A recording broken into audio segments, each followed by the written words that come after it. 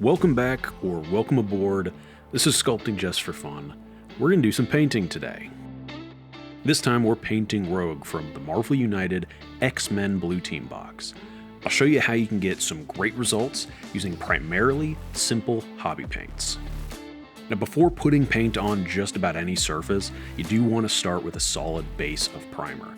Now I like to start with a full coverage of black, and then hit it with a nice white directional highlight to help me see where those shadows and highlights should go. This is a technique known as zenithal highlighting. For most of this mini, I'll be using FolkArt brand matte acrylic paints. Now, I'm starting off with medium yellow, sunny yellow, cobalt hue, which I'll simply call blue, and apple red, which I will simply call red. Now, I'll show you how I mix these colors as we go. The camera focus is a little iffy from time to time, so my apologies. I'll be working on that on future videos. Now I'm starting with the yellow sections of her suit, so I want a nice warm base yellow that I can work from, mixing in just a bit of our red into some medium yellow. So the key to getting nice coverage with paints like these is to use multiple thin coats. Now I'm going to start pushing down the shadows by mixing up a dark purple from our red and blue, then pulling it into the medium yellow until I get a shade that I'm happy with. Now at this point, we can still see the shadows from our zenithal highlights, so I'm simply putting down this dark yellow where I see those shadows. Super simple, super easy. And going back over the base yellow again to get a solid coverage of color. And then using some sunny yellow to build up our highlights. Adding some bright green to the palette, we can work on the rest of her suit now, which is this nice bluish green color. So we're going to mix that up right quick. Pulling in a little blue and a tiny bit of red. Now the beauty of games like this one is they come with great reference art that you can compare your colors to as you work. Once again, we start with a thin layer of our base color before pulling in more blue to push down those shadows.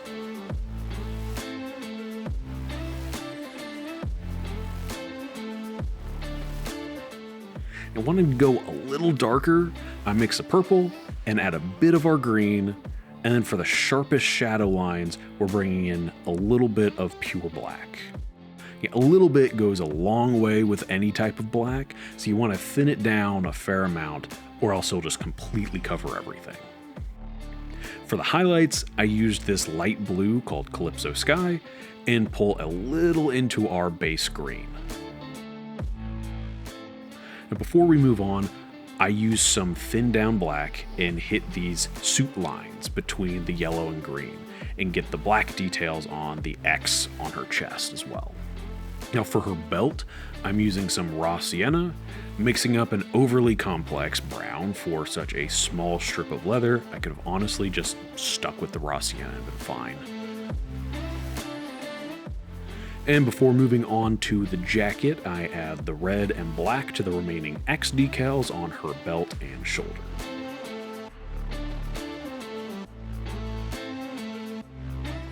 Her jacket is a bit more of a complex color, looking kinda like a military fatigue greenish tan. So I'm mixing our base color with some green, medium yellow, and raw sienna, and pulling down a darker hue with a bit of blue and red, which I'll use for the first thin coat.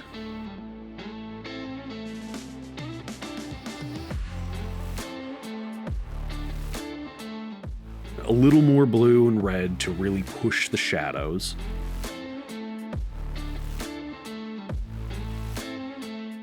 And then hit the high points on the back, again with our base color.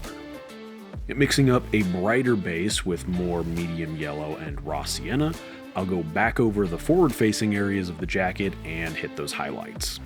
Moving on to the skin tones. Here I'm adding some French vanilla to the palette, but this is too flat to use straight out, so I'm warming it up with a little red and a bit of medium yellow. And once the base is on, it's time for the shadows. Using a wet palette makes getting a nice workable gradient really easy, which helps with blending the hard edges of the shadows into that base skin tone.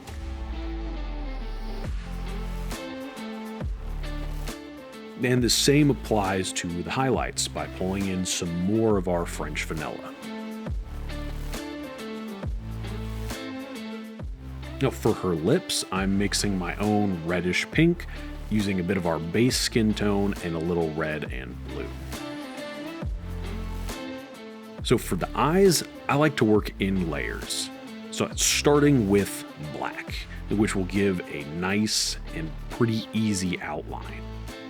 Then pulling out some titanium white. The white will need a couple coats to get a bright coverage since you're going on top of black. And you can approach eyes in various ways. This is just how I find it easiest.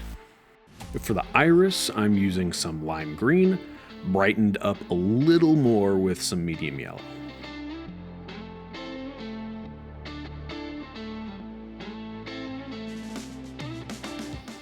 A little dot for the pupils, and an even littler white dot to bring the eyes to life.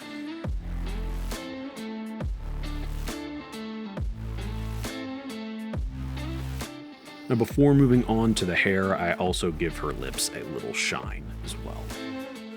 Now for her hair, I'm starting by blocking out the white section in the front before moving on to mixing up an auburn base for the rest. Now, for this, I pulled in some red, medium yellow, French vanilla, and raw sienna, and then really pushing hard with red in the end. And just as I did with the jacket, I pulled the base color down a little bit and used that for our first thin coat.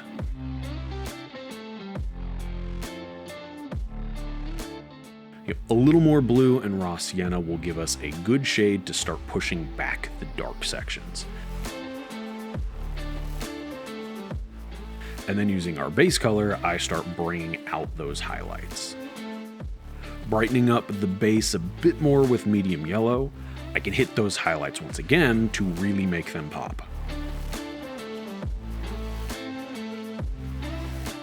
Now back to the white hair. To give some depth, I add a little blue and a tiny bit of black to our white and hit those recesses. And I'm blending them in as I go as well.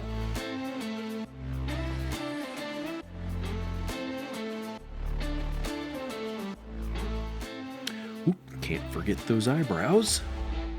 Last for the body, we have her headband, which is a little less saturated green than her suit is, so I'm using olive green as my starting point. Adding in a little blue and white to get that nice muted green. Mix those shadows, and I add a little more white to hit the edges with a nice highlight. Now moving down to the base, I'm starting with a very watered down dark brown to get into all the recesses of the rubble and dirt. Then hitting the stones with the progressively lighter shades of gray. Also detailing the gray sections of what I'm assuming is one of the hands of the Sentinels. The only time I use Citadel paints is when I want to add metallics. This one being Runefang Steel, which I've thinned way down and I use it as a metallic glaze. I find this paint thins down way better than the cheaper metallic brands do. For the rest of the hand, I'm mixing some blue with Calypso Sky, with just a touch of olive green to desaturate it a little. And just as I have before, I deepen the base color to hit the shadows, and then do the opposite for the highlights. And since the hand is metal, I want those highlights to be real sharp. And then I go over it all with that thinned down metallic paint. Now for the orb in the center of the hand, I mix a gradient of red and blue, and I work my way to brighter reds in layers, ending with a couple white shines. And finally, for the rim of the base, I start with a couple coats of white, which helps the blue go on much easier afterwards. And as I do with all of these minis, I like to add this little gradient shine at 3 points around the base. And with that, Rogue is done.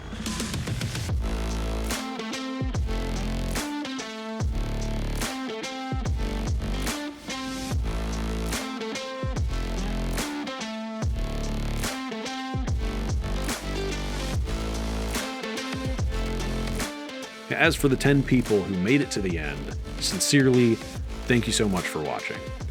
I hope this was helpful whether you're painting this exact mini or not.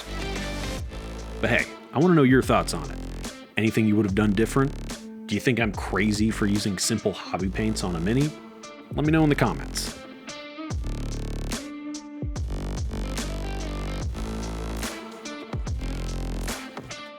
And thanks again for watching. See you next time, whenever that may be.